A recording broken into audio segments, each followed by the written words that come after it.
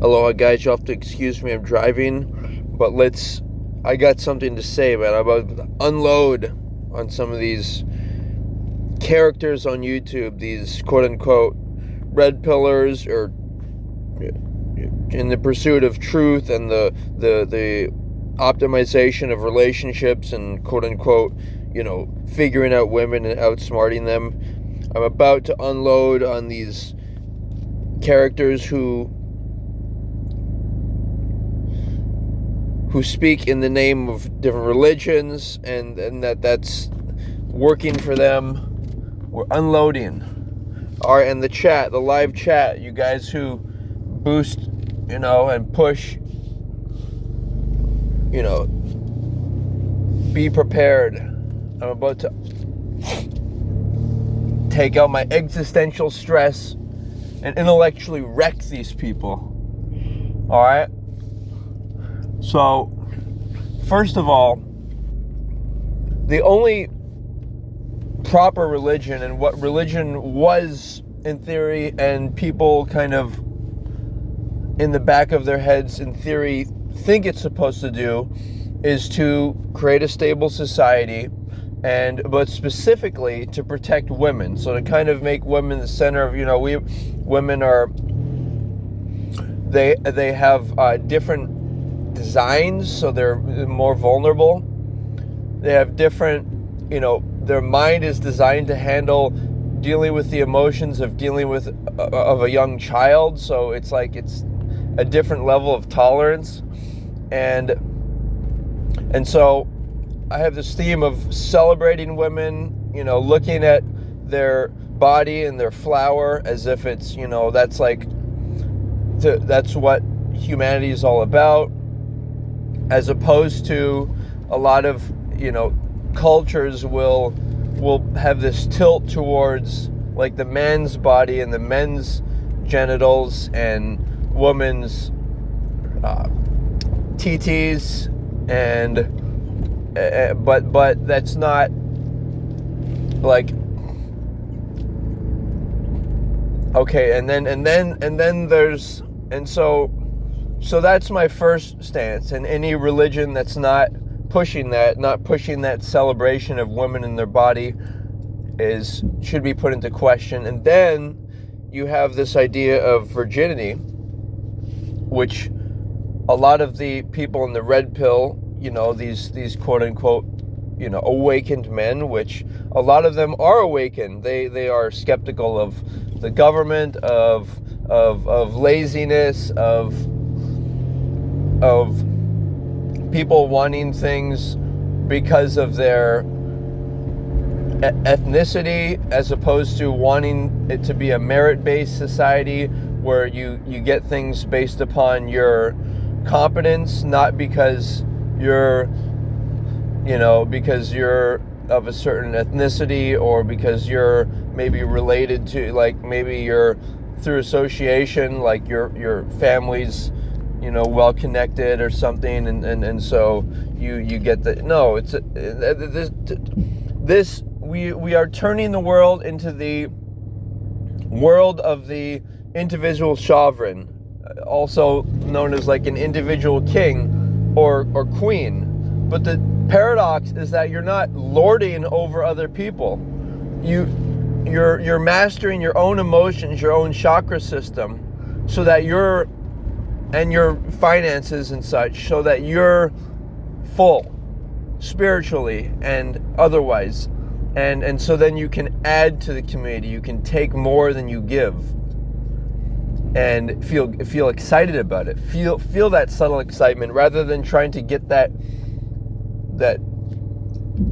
dopamine draw off of superficial things like drugs and alcohol. That's why, and even illicit sex, like when people are intimate with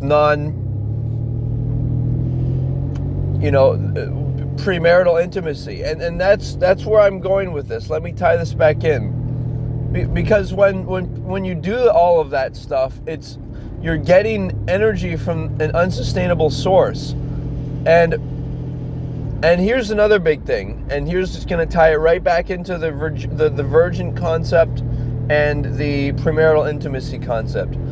one of the biggest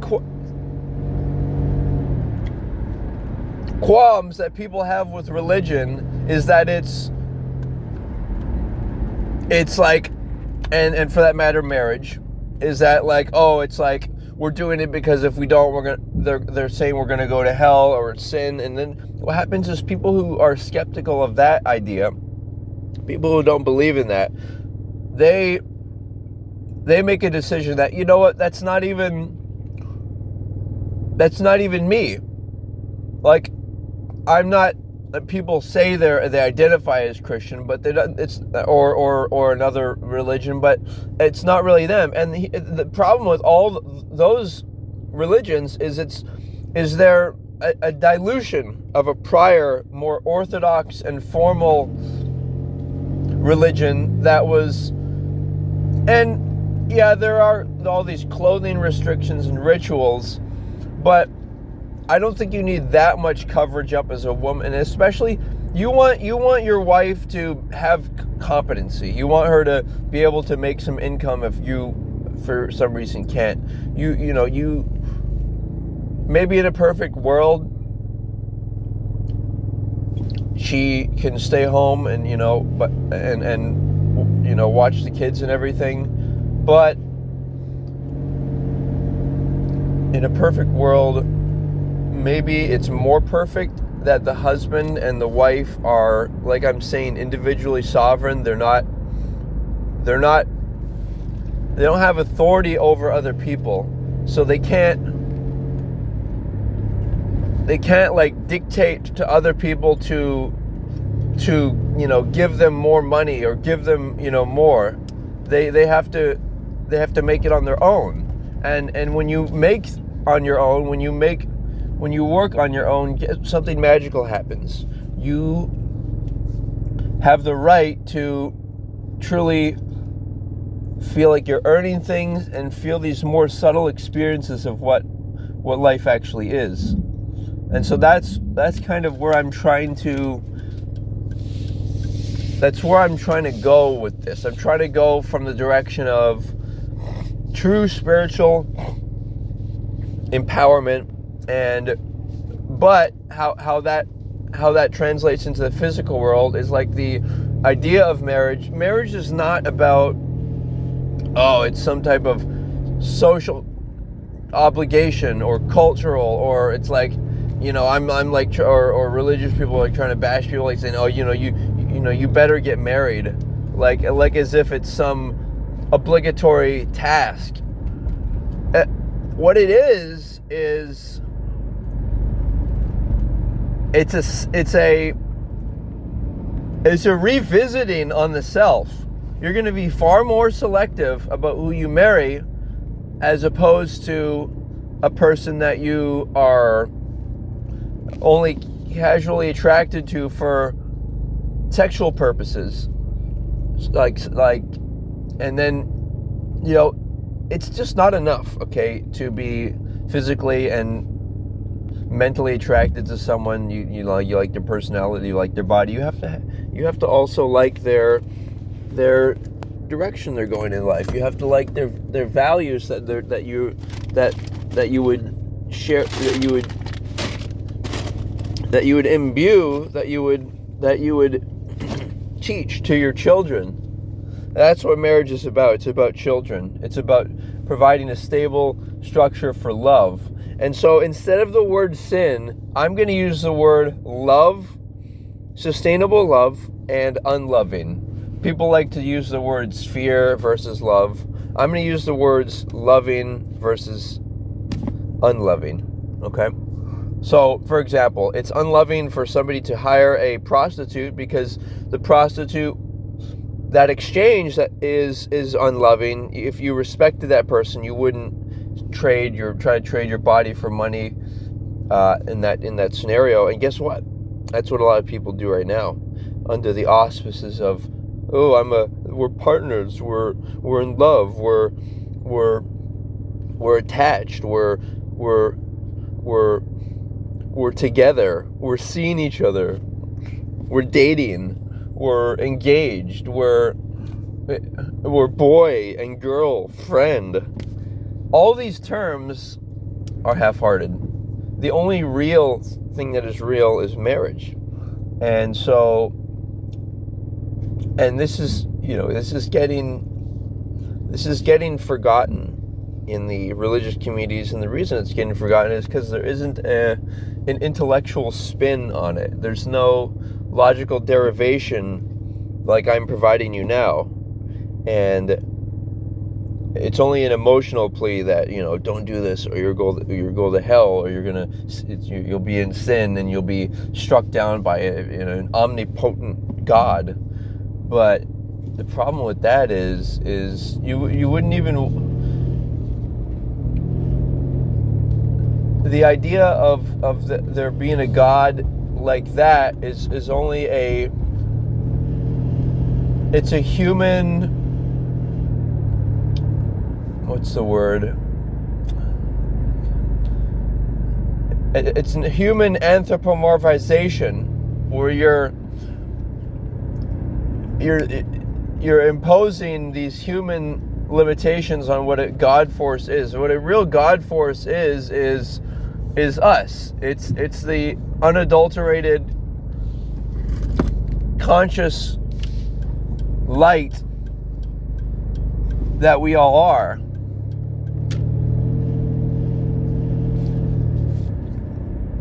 That created an imperfect physical 3D existence so that we can have challenges and that we can look at things and feel a sense of purpose. Not to have some type of a messianic character flying through the sky, saving the day with supernatural abilities. Because it's not supernatural abilities that sustainably change anything. Just as, have supernatural power and say you can't do this or I'll, destroy you, or I'll destroy the LGBT community. That doesn't make any sense either. There should be. They especially need to be careful because they are being publicly disapproved of, so that might make them feel less loving, which everything is about the vibration of love. It's about being in the vibration of love so that you create that love. So for example, if you're trying to pursue love and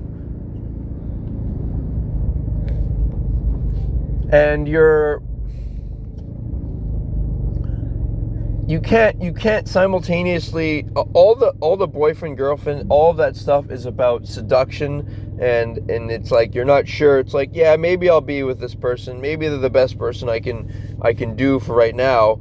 If you're not married, that means you don't want to be married. So that's why it's imperative that when you want to be married, you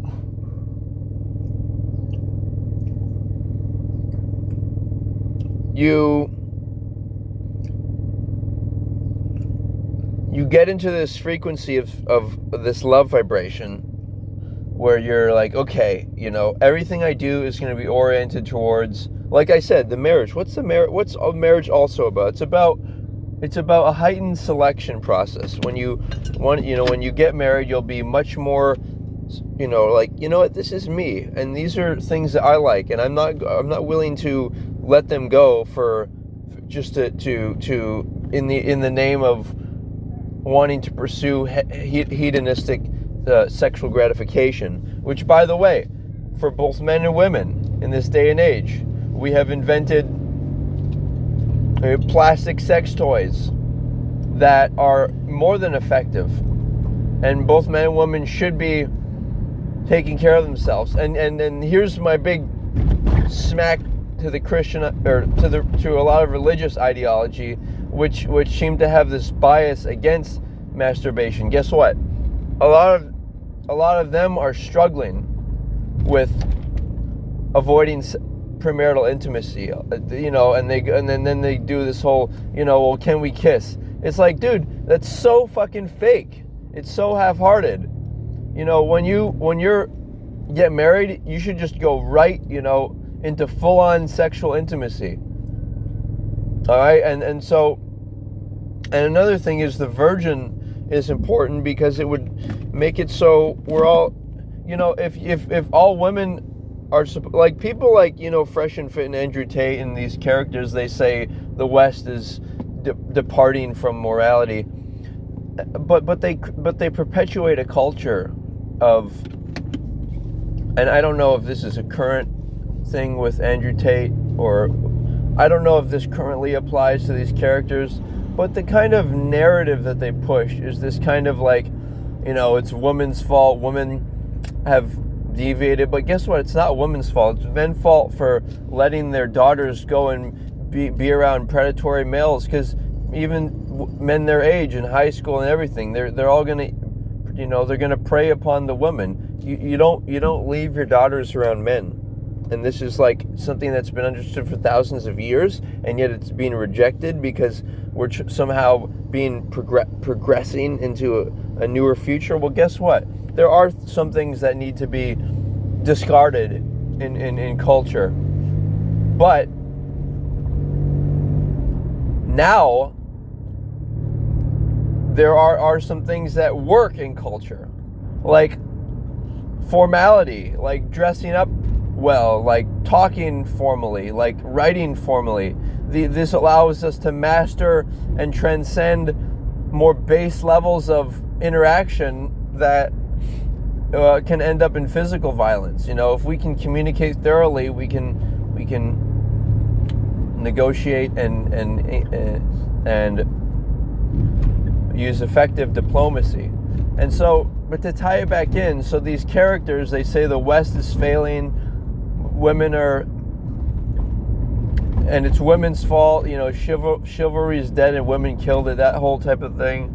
But it's like I said, it's men's fault for not protecting their daughters, and then subsequently their daughters become promiscuous, and it becomes harder for their daughters to emotionally attach to men because they're burning up all that emotion, on multiple men. And the same with men. I'm sure they burn up their emotions too. So it's unhealthy all around. But the thing is what happens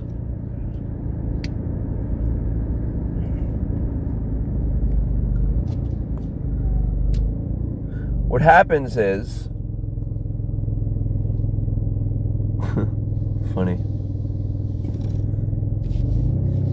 What happens is they, at least the Fresh and Fit characters, they perpetuate the idea of, and these, like, I don't mean to only use these two characters as a reference, but I think they bring up a lot of these stereotypes and the archetype of the kind of male that's very logical, if you will, in their pursuit of wealth, and is focused and has these kind of macho and masculine attributes, but what's going on here? Okay, let's see. But they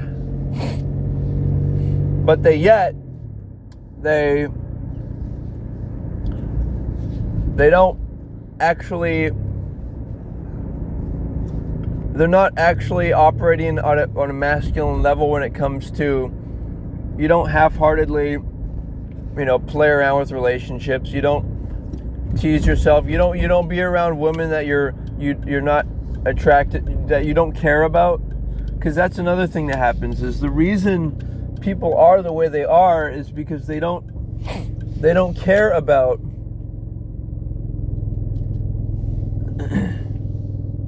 pause this video for a second.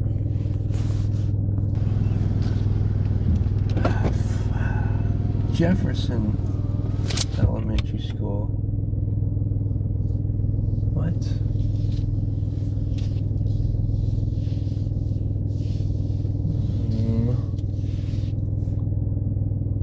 Okay, so the point is to create virgins, you need to, the men have to be virgins as well, and you need to just look at societies where there are virgins, where there's healthy separations of the genders. And guess what? That's not a bad thing. That's really celebrating the fact that we have these sexual desires and creating a healthy boundaries, especially for people up to at least they're, maybe 20, 25 years old. We need to create a society that people feel good around. There's less sexual tension, that there's, even when people are boyfriend and girlfriend, they go out in public and they go on dates and act like they're married, it just creates this kind of tension where neither of them are happy, because the woman can't kind of be showy offy, because the man is kind of worried what if she doesn't like me, and she likes some other guy more, or the woman's worried that maybe he'll be interested in someone else. So it's kind of this half-heartedness of not having full-on intimacy, not having complete emotional, wanting to create an attachment. And then these red pill guys will say, well, you don't want to get attached to a woman. Well, that's the whole point of life, is to get deeply attached to someone and live your life together. So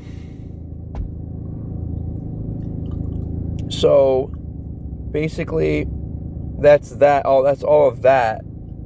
And then I feel like I covered a lot right now. But in conclusion, so the most important thing is to celebrate the woman and look forward to worshiping her flower and protecting it, and then protecting the other women in society, and being able to look at them and instantly say, you know what, this person, I want the best for them, and I want them to have a future husband, rather than hoping that they'll like you, or trying to seduce them trying to seduce them at a conscious or unconscious level. And just having the clarity to see through people acting like everything's normal in the U.S. and in the religious circles, because it's really not. There's really room for improvement, and the answer is not hoping for, even if there was a messianic figure or hero figure gonna come, we can be heroes to ourselves in the interim, and we can figure out these issues, such as masturbation, self-intimacy before marriage, because it helps you to control your desires. And it's also a sustainable dopamine hit. Orgasm is a healthy way of, and you use it or lose it. And it's a healthy way of approaching the world. And like I said, you gotta start thinking about it in terms of yourself, and not trying to impress a quote unquote deity, god, or society. And then another thing is, when people label themselves as a son or daughter, and as adults they still use terms like mother, father, uncle, grandmother, etc., it makes them a submissive mindset. So you can't, and it makes them want to please that person, or orient their life, where they're at a subconscious level, they're trying to do things that for them instead of doing it for themselves. And so you can't really feel like yourself. You can't truly be free until you master your chakra system. It's your needs, your sexual desires through masturbation, and your emotional wants by self-affirming activities, creative activities, exercise. All that builds up the chakras. And then calling yourself your own authority. Do not ever label someone your mother or father. You can label them brothers, or if they're sisters. That's like they do in religions. They'll call each other brother, sister if they're friends. But this whole idea of having these hierarchies of authority, it's not useful. You should want to be around people who are your equals, not somebody who's like a father or a pastor, or see a king. It's all the same terminology. It all implies authority, and if we get over that and we rediscover our love for ourselves, then we'll find truth on earth, and we'll be in that loving frequency instead of the unloving frequency of half-hearted marriages, a disconnect with the self, an unwillingness to quote unquote have sex with yourself, which is an integral aspect of existence. And we will stand. And, this is in part inspired by religions, but the religions, I think, needed this complementary ideas to help them push. So do consider my website. Look into it more to see if there's anything to see. And thanks for tuning in. Aloha, guys.